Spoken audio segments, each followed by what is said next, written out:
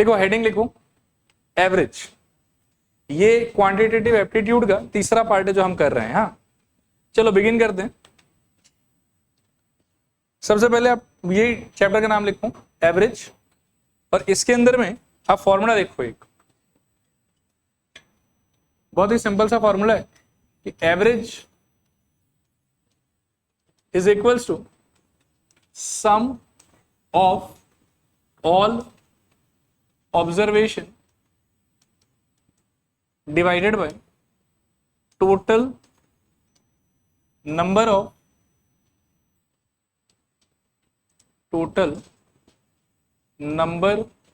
of observation, sum of all observation divided by total number of observation। ठीक है, example लेते हैं एक। मान लो कि 3 दोस्त हैं, राम, श्याम, घनश्याम। राम के पास में 5 रुपए, श्याम के पास में 7 रुपए और घनश्याम के पास में 10 रुपए। इनका एवरेज रुपया कितना होगा? 5 + 7 + 10 अपॉन में कितना 3, दैट इज इक्वल्स टू, ये कितना हो जाएगा 12, 22 और डिवाइडेड बाय 3, तो 7 पॉइंट समथिंग आएगा, 7.3 ही आएगा टू बी प्रिसाइज। ठीक है, तो ये है एवरेज का आइडिया। ठीक है, कि sum of all observation divided by total number of observation. बस इसी एक फॉर्मूले पे बेस्ड हमको 10 या 11 क्वेश्चन करना है, उसके अंदर ये वाला पार्ट खत्म।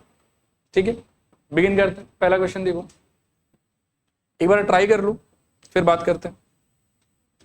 कर रहा हूं सॉल्व इसको। तो मेरे ख्याल में पहले 10 नेचुरल नंबर का आपको क्या चाहिए, एवरेज चाहिए। तो आप क्या कर सकते हो, देखो कि average is equals to 1 + 2 + 3 + dot dot dot up to 10। Total number of observation कितना है 10। दिस इज इक्वल्स टू, अब देखो न्यूमरेटर को देख के ना आपको एपी याद आना चाहिए। आता है क्या? बोलो क्या होगा?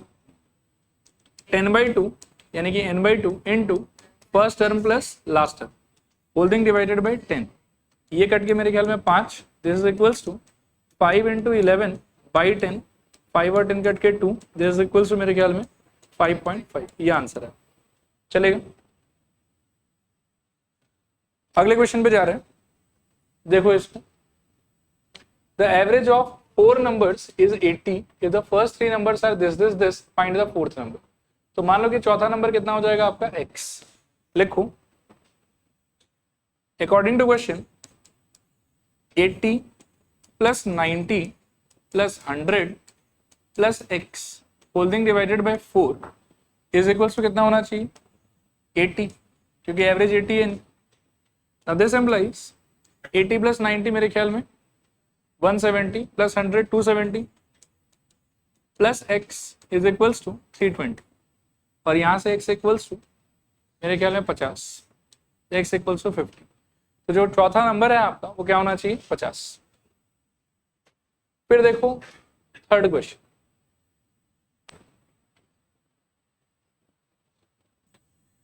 सब लोग बोर्ड की तरफ देखो। इसको डिस्कस करने से पहले एक बार थोड़ा सा इसी फॉर्मूला का ना एक और स्वरूप देख लेते हैं थोड़ा सा। ठीक है, कि ये और कैसे काम कर सकता है। एवरेज का फॉर्मूला क्या बताओ, sum of all observation divided by total number of observation. तो अगर मेरे को सम ऑफ ऑल ऑब्जर्वेशन का वैल्यू चाहिए तो उसका फॉर्मूला क्या हो जाएगा, ये चीज उस साइड जाके क्रॉस मल्टीप्लाई हो जाएगा and it will become average into total number of observation. आया बात समझ?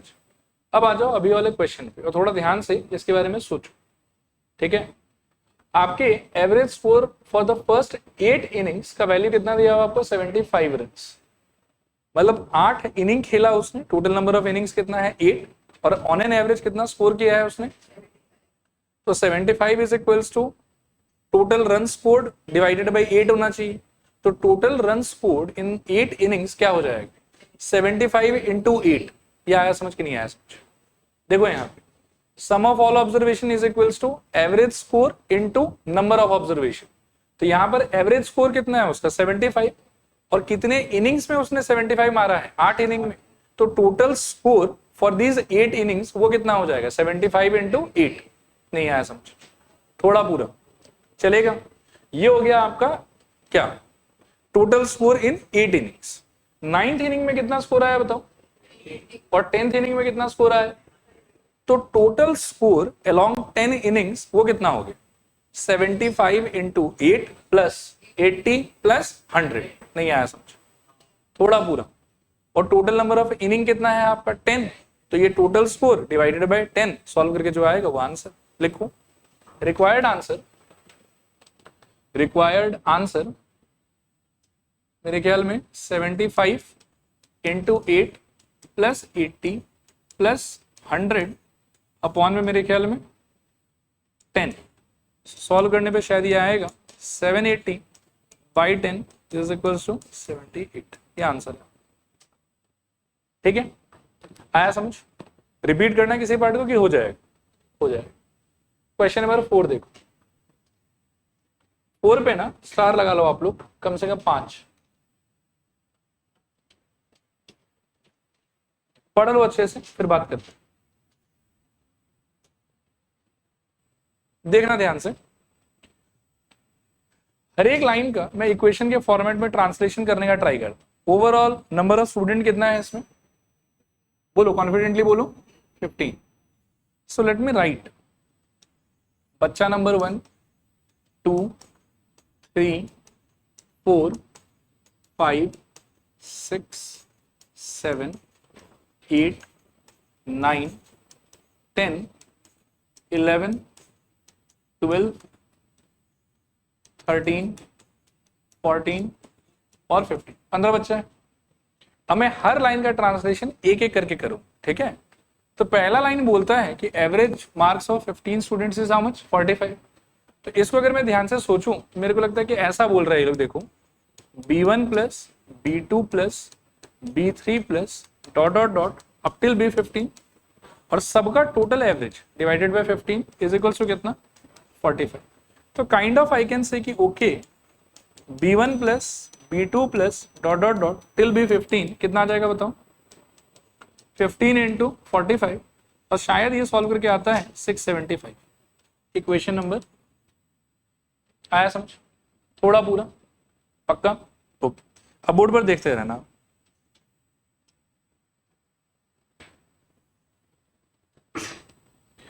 देखना ध्यान से, सबसे पहले तो 15 बच्चा का एवरेज 45, उससे मेरे को ये इक्वेशन मिला, all set all done. Next है कि average of marks of first 8 students is 48। इस लाइन का मतलब क्या होगा आप थोड़ा सोचो। तो इसका मतलब मेरे ख्याल में ये होना चाहिए कि जो पहला 8 स्टूडेंट है ना आपका, यहां से लेके यहां तक, इन लोगों के मार्क्स का एवरेज कितना है 48। कितना है बताओ 48। इसको आप इक्वेशन में कैसे रियलाइज कर सकते हो ये बताओ मेरे को, बोलो। मेरे ख्याल में B1 plus B2 plus B3 plus dot dot dot कहां तक डिवाइडेड बाय कितना 8 इज इक्वल्स टू कितना 48। सो यहां से मेरे को लगता है कि B1 plus B2 plus dot dot dot B8 is equals to 8 into 48 और ये आ जाएगा शायद से 384। इक्वेशन नंबर 2 आया समझ? और अब आप आ जाओ तीसरे line, and that of last 8 students is 42। इसका मीनिंग क्या होगा बताओ मेरे को। लास्ट से 8 आदमी का गिनती करूं, देखो 1 2 3 4 5 6 7 8, आया बात समझ? मतलब B8 से लेके B15 तक का जो स्टूडेंट्स होगा उनका एवरेज कितना दिया हुआ है आपको 42। तो देखो क्या हो जाएगा, इसका इक्वेशन क्या होगा सोचो, B8 प्लस B9 सुनते जाना, हाँ, plus B10 plus dot dot dot up till B15 whole thing divided by कितना स्टूडेंट का क्वांटिटी है यहाँ पे भी 8 एंड ये कितना है बताओ 42। अब यहां से B8 plus B9 plus dot dot dot till B15 is equals to 8 into 42, ठीक है, और ये कितना हो जाएगा बताओ 336। इक्वेशन नंबर 3 ओके है यहां तक सब कुछ अच्छे से आ गया समझ में? बस एक लाइन और करना है and we will get our answer.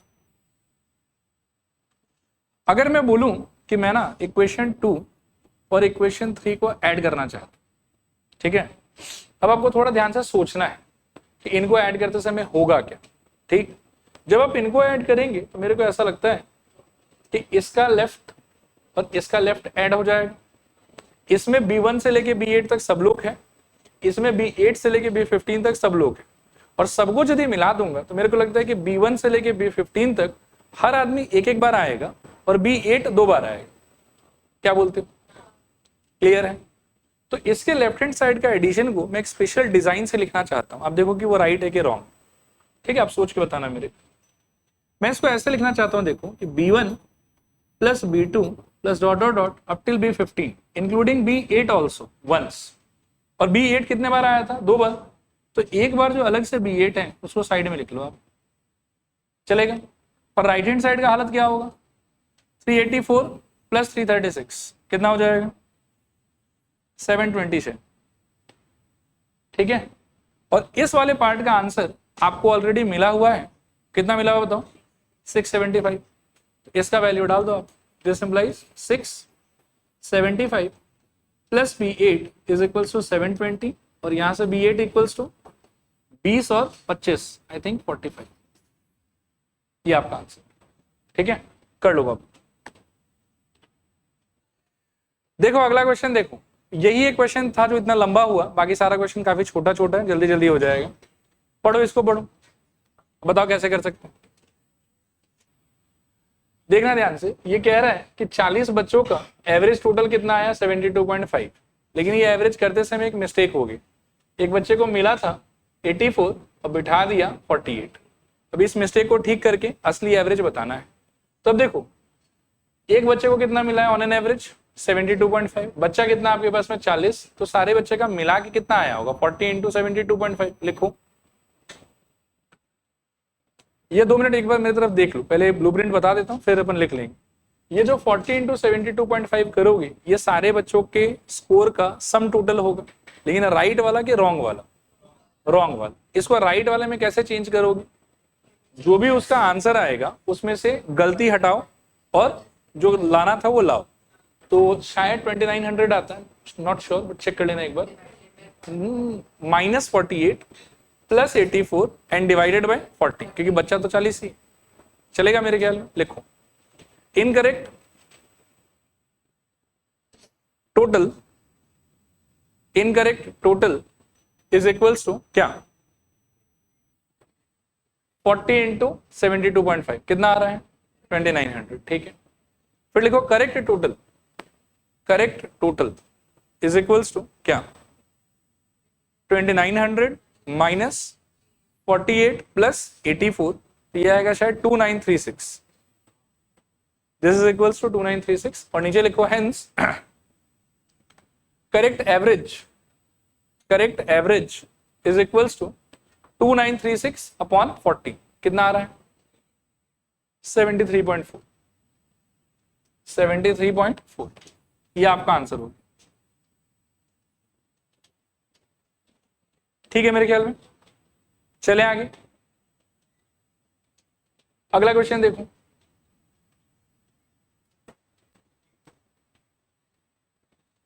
ये बहुत टफ क्वेश्चन, ध्यान से देखो। क्लास 11 में पहुंचने का नहीं, ये सब पूछ रहा है।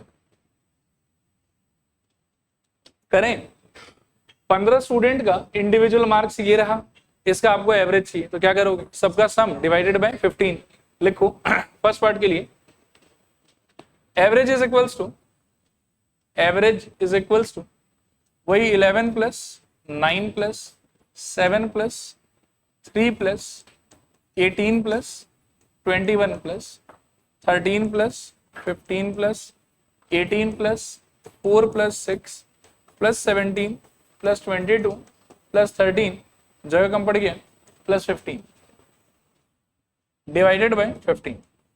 ऊपर सबको जोड़ने से मेरे ख्याल में 192 आता है शायद, और डिवाइडेड बाय ये हो जाएगा मेरे ख्याल में कितना? 15। इसको सॉल्व करोगे तो शायद 12.8 आता है, चेक कर लो एक बार, आ रहा है। तो फर्स्ट पार्ट का आंसर तो ये हो गया आप। ठीक है, सेकेंड पार्ट के लिए एक अच्छा बात बता रहा हूं, उसको याद रखना हमेशा। ठीक है, कोई भी आपके पास में अगर सेट ऑफ ऑब्जर्वेशन है, उसका आपने एवरेज निकाला, अब अगर आप सारे ऑब्जर्वेशन में कोई नंबर ऐड कर देते, सारे ऑब्जर्वेशन, ठीक है, तो आपका नया जो एवरेज आएगा वो पुराने एवरेज में 2 ऐड करके आ जाएगा। सारे एवरेज में से अगर आप 2 सब्ट्रैक्ट कर लेते हैं तो नया एवरेज पुराने एवरेज में से 2 सब्ट्रैक्ट करके आ जाएगा। कहने का मतलब ये है कि what ever change you make for all the observations, same change will be made for the new average. अगर सब में 2 ऐड किया है तो नए एवरेज में भी 2 ऐड हो जाएगा, सब में से 2 सब्ट्रैक्ट किया है तो नए एवरेज में से भी 2 सब्ट्रैक्ट हो जाएगा। क्लियर? तो इसमें ये क्या बोल रहा है, इंक्रीज बाय 2, तो नया एवरेज क्या होना चाहिए हमारा 14.8। लिखो पार्ट 2 के लिए the new average will be 12.8 plus 2, the new average will be 12.8 plus 2 that is equals to how much 14.8। Clear है मेरे ख्याल में? ओके, अगला क्वेश्चन देखो।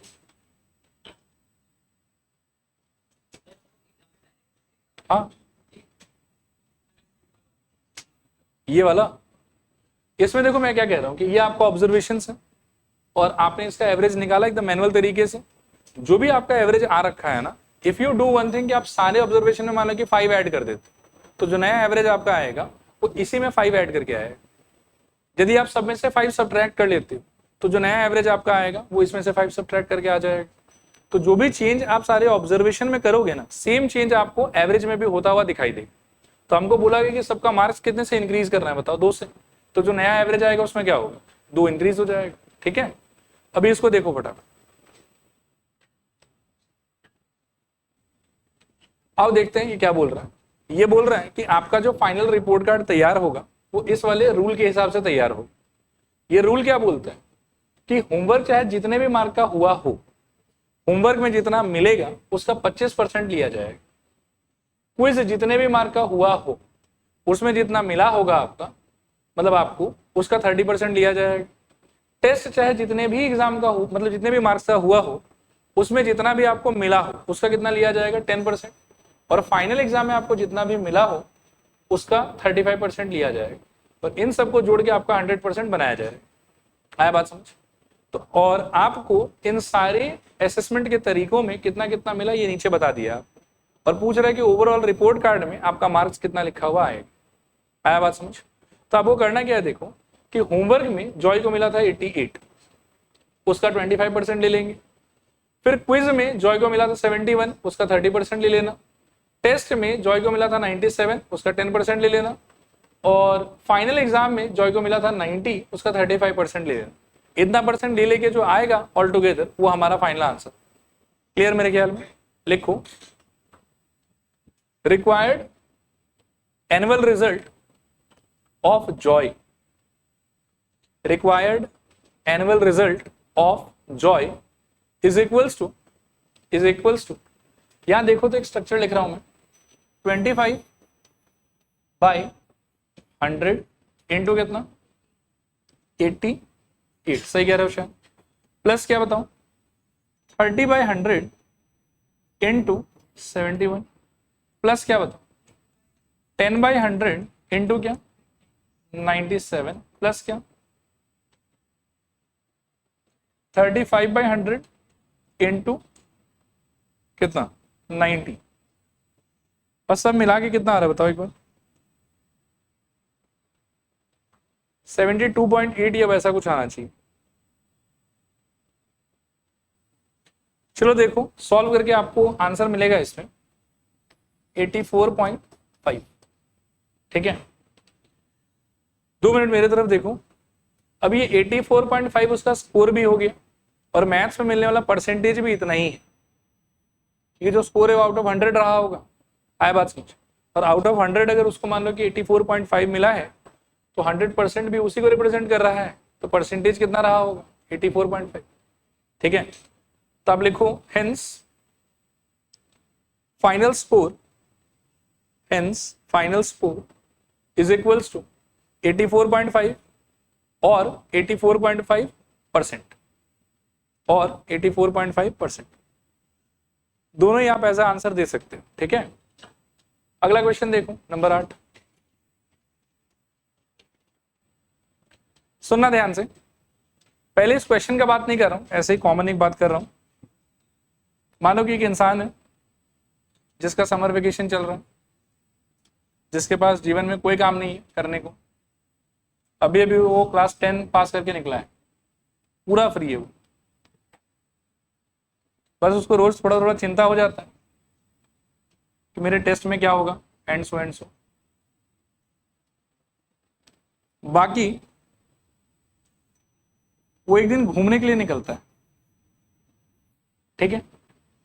जहां पे ये जो डॉटेड लाइन है इसको आप जमीन समझो, ये कुछ पहाड़ी इलाका है कि ए से पहले चोटी बी पे जाएगा और बी से उतर के फिर से ग्राउंड पे आ जाएगा, और बाकी इसके नीचे सुरंग भी है, ठीक है, कि सीधा भी यहां से चाहे तो वहां जा सकते। अब मान लो कि इसका रोड का लेंथ है 10 मीटर, ये रोड का लेंथ है लेट से 20 मीटर, और ये वाला डिस्टेंस है लेट से 5 मीटर, ठीक है। अब एक इंसान है यहाँ पे, खुश, थोड़ा सैड भी है, एग्जाम आ रहा है इसका, ठीक है। बाकी ये आज सोचा कि ट्रैकिंग पे जाएंगे, तो ये आराम से पहाड़ पे चढ़ा और चढ़ के जो है वो इस साइड उतर गए। अब मेरा क्वेश्चन आपसे ये है कि इसने ट्रैकिंग स्टार्ट ए से किया और फाइनली ये सी पे आके खड़ा हो गया, ठीक है। अब अगर मैं आपसे पूछूं कि डिस्टेंस कितना है इस सिचुएशन का, तो यू विल से कि A B plus B C, जो भी उसने एक्चुअली ट्रेवल किया, ठीक है। तो डिस्टेंस का वैल्यू कितना हो जाएगा 10 + 20 विच इज इक्वल्स टू 30। लेकिन डिस्प्लेसमेंट का मतलब होता है कि इनिशियली आप कहाँ थे, फाइनली आप कहाँ हो, उन दोनों के बीच का शॉर्टेस्ट या straight line distance. Straight line या शॉर्टेस्ट डिस्टेंस इनिशियल और फाइनल पोजीशन का क्या है इस फोटो में 5। तो इस बंदे का अगर ये इस पहाड़ को चढ़ के यहाँ जाता है तो इस सिचुएशन में डिस्टेंस होगा 30 और डिस्प्लेसमेंट होगा 5। ये आया समझ कि नहीं आया समझ? पक्का? अब आ जाओ अपने चीटी वाले क्वेश्चन। चीटी का क्या दिक्कत है, देखो ऐसा कोई सर्कुलर पाथ है जिसका रेडियस आपको कितना बताया हुआ 3.5। अभी चीटी का समस्या ऐसा है कि चीटी मान लो कि यहाँ से स्टार्ट करता है और चीटी आराम से एंजॉय करते करते पूरा गोल घूम के फिर से यहीं पे आ जाता। तो कोई अगर आपसे पूछे कि चीटी का डिस्टेंस ट्रेवल्ड कितना है तो क्या बोलोगे 2πr circumference of the circle. और कोई अगर आपसे पूछे कि चीटी का डिस्प्लेसमेंट क्या है तो सिंस इनिशियल और फाइनल पोजीशन सेम हो गया इसीलिए डिस्प्लेसमेंट कितना हो जाएगा 0। अब दो चीज आपसे पूछा हुआ है, पहला है एवरेज स्पीड। तो एवरेज स्पीड का मतलब होगा total distance by total time. अभी टोटल डिस्टेंस का भी एक दिक्कत है, 2πr होगा वो, और नीचे क्या आ जाएगा, कितना सेकंड लगा है 3 second. So this is equals to कितना 2 × 22/7। अच्छा 3.5 will be same as 7/2। So 7/2 और नीचे कितना आ जाएगा 3। मुझे लगता है कि 7 7 gone 2 2 gone, this is equals to 22/3, this is equals to 7.3। और यूनिट क्या हो जाएगा बताओ सेंटीमीटर पर सेकेंड, करेक्ट, क्योंकि स्पीड है। और अगर हम लोग एवरेज वेलोसिटी का बात करें तो क्या हो जाएगा बताओ total displacement divided by total time. चलेगा? डिस्प्लेसमेंट कितना है आपका, टाइम कितना है 3 सेकेंड, फाइनल आंसर से कर लो कॉपी अच्छे से।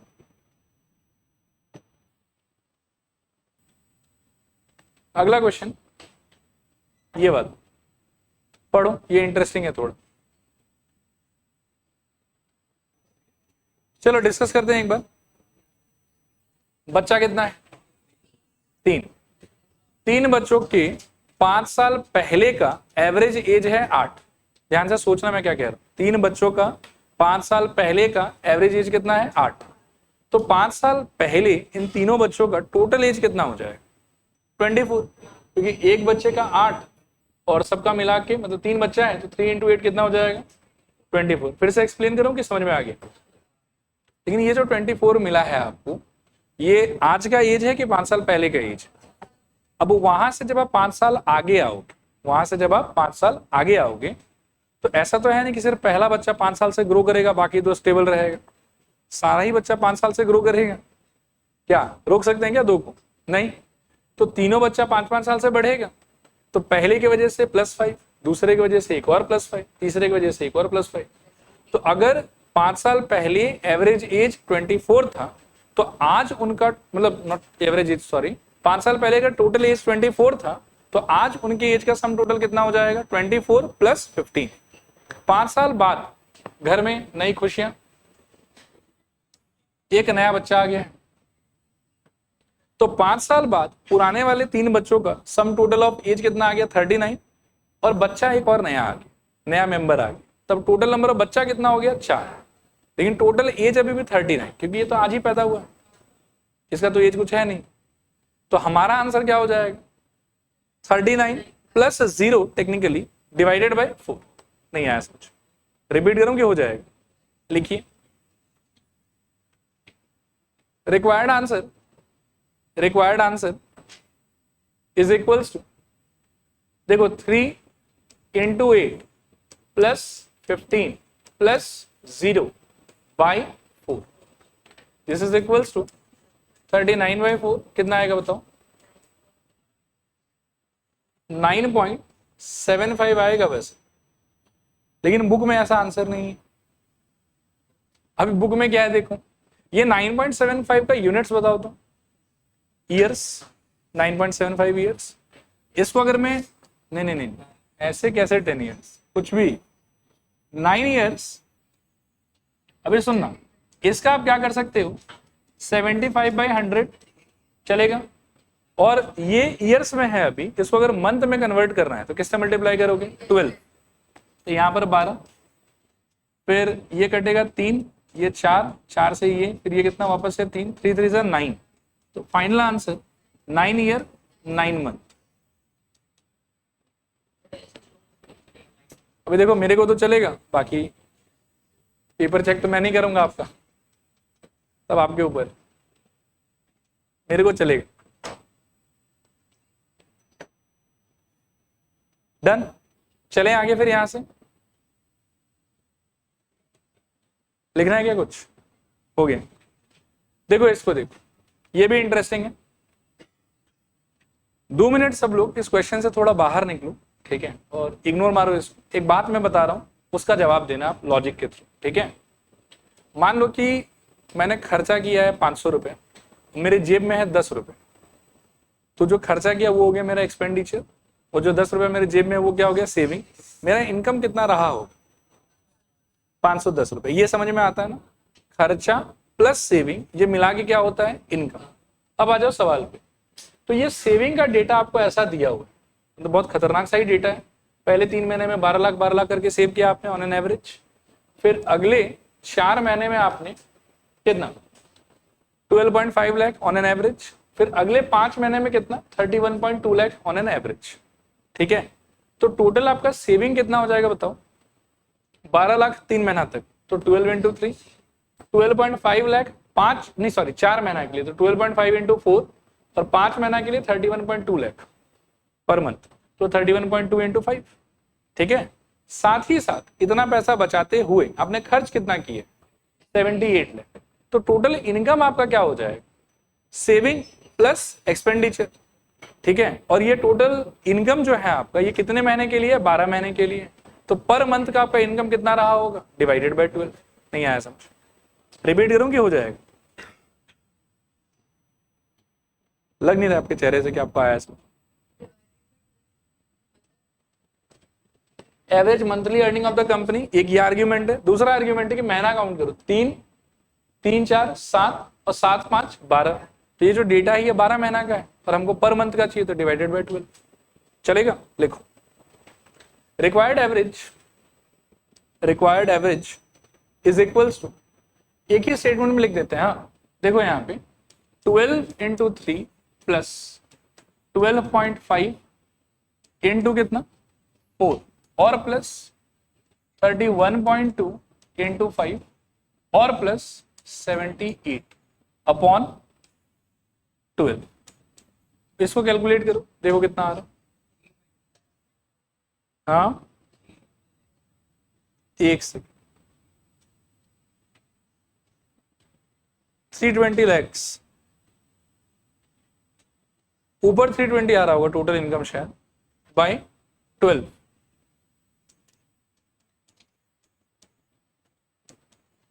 This is equals to 26.67 lakh आना चाहिए। 26.67 लैक्स, और लैख भी नहीं बोलना चाहिए, क्या बोलना चाहिए हमको, लैख पर मंथ, कि हर महीने का इतना आ रहा हो। क्लियर मेरे ख्याल में? चलें आगे।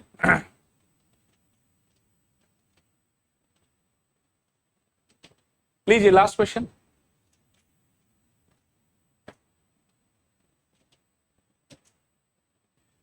यहां देखो और सोचना ध्यान से, टोटल नंबर ऑफ इंटीजर है कितना आपके पास में, 4, ठीक है, जिसमें से कि लोएस्ट का वैल्यू है 19, हाईएस्ट का वैल्यू है 73, और दो और जो इंटीजर है उनके बीच का डिफरेंस कितना है, 18। तो आप ऐसा कर सकते हैं कि 19